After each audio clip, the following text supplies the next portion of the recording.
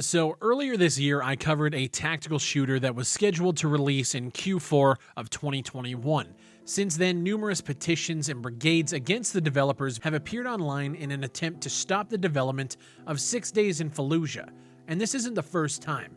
6 Days is a game built to tell the story of the Second Battle of Fallujah, in which the United States military called it some of the heaviest urban combat that they have been involved in since 1968. The game was originally canceled in 2009 by Konami, who were the original publishers of the title, because of human rights groups and activists attempting to get the game shut down, and it's happening yet again. This month, I'm partnering up with Stack Up, a nonprofit charity organization that supports veterans' mental health and suicide awareness and prevention through the power of video games. The link is down below if you guys ever want to support, and if there was ever a video to plug this on, this is the one. Because we just received news of the future of 6 Days in Fallujah, and I want to talk about it. Like the video and subscribe for more tactical FPS content. And if you guys do support what I do over here, consider checking out Stack Up down below and supporting directly through their donor link. So I honestly thought this game was dead. We had heard no news since earlier this year when they showed off their procedural architecture technology. That was back in March, and the game was scheduled to come out this year, but we had heard nothing. They were literally radio silent until today, when we got a blog post and a couple of tweets from the developers basically saying that Victura and Highwire Games, the publisher and developer respectively, today announced plans to nearly double the size of the team developing 6 Days in Fallujah and delay the release of the game until Q4 2022. A quote from the CEO at Victura, the publisher: "It became clear that recreating these true stories at a high quality was going to require more people, capital, and time than we had. Doubling our team is just one of the many things we're doing to make sure 6 Days in Fallujah brings new kinds of tactical and emotional depth to military shooters." And for me, after seeing what's been going on in the last 2 years of gaming, we've been talking about it a lot recently, I am totally fine with delaying a game like this, something that I'm excited for, to see it come to fruition, and not just a 1-month delay, but an actual year or so of development. In my opinion, I don't think it's going to be launching in 2022, but we'll talk about that in a little bit. They say that this game was conceived by a Marine who was badly wounded during the battle and developed with the help of more than 100 Marines, soldiers, and Iraqi civilians. 6 Days in Fallujah mixes documentary with gameplay to recreate true stories from the 2004 Second Battle of Fallujah. This game aims to give players a deeper understanding of urban warfare through the stories and struggles of both service members and the civilians that were actually there.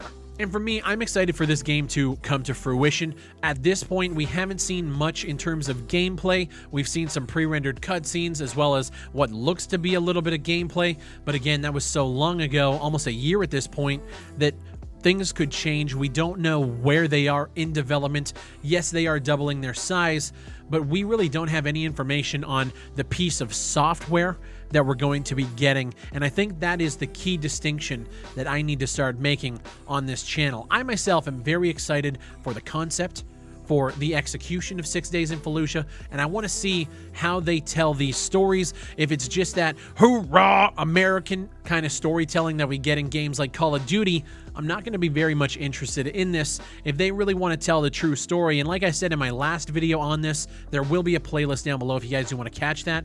I said before that when it comes to war, telling a true story is almost impossible to do, because every single person who is out there on the ground, going house to house and clearing it, has a different perspective on what they're doing, why they're there, and who they're there to deal with, or who they're there with.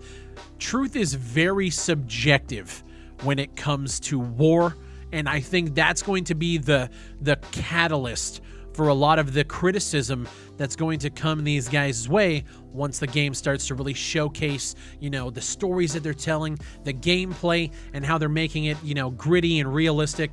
It's going to be a long road, and I'm wishing them the best, because this is something that I do want to see. I personally grew up on games like SOCOM, so the 2003-2004 Iraq wars, that to me, in terms of like FPS and gameplay side of things, is the best setting for an FPS, a third-person shooter or whatever, because you're not dealing with old, ancient weapons like MP40s and STGs, and you're also not dealing with drones or hovercrafts that drive up the side of buildings. So this is a game that I am really, really excited for. Now, will they execute on the actual gameplay side of things? I don't have any idea, and until we get a hands-on with it, I won't be able to give you guys my thoughts on that. But I do just want to let everybody know 6 Days in Fallujah is not dead. When they showed off their procedural architecture earlier this year, there were a bunch of petitions and a bunch of outrage on the internet trying to get this game shut down. I think this was a little premature because we don't actually know what the story is going to be. If it does end up just being that, like I said, that hoorah, Call of Duty, America is the best, well, maybe some of these people have a point, but until we actually see what this story is and how they lay it out and how they portray what it was like in Fallujah, considering most of these people that are freaking out on the internet have probably never even seen combat, I think judgments like that need to be reserved for once the game comes out. For me, I can't even imagine what it was like for people over there. Even the little videos that we've seen already from these guys kind of talking to different Marines who were there, it just seems like hell. And if they can find a way to portray that in a very, realistic way and still show both sides of the war while having a good game to back that up, it could be a great project. Now, earlier in this video, I said I don't think it's going to be launching in Q4 of 2022.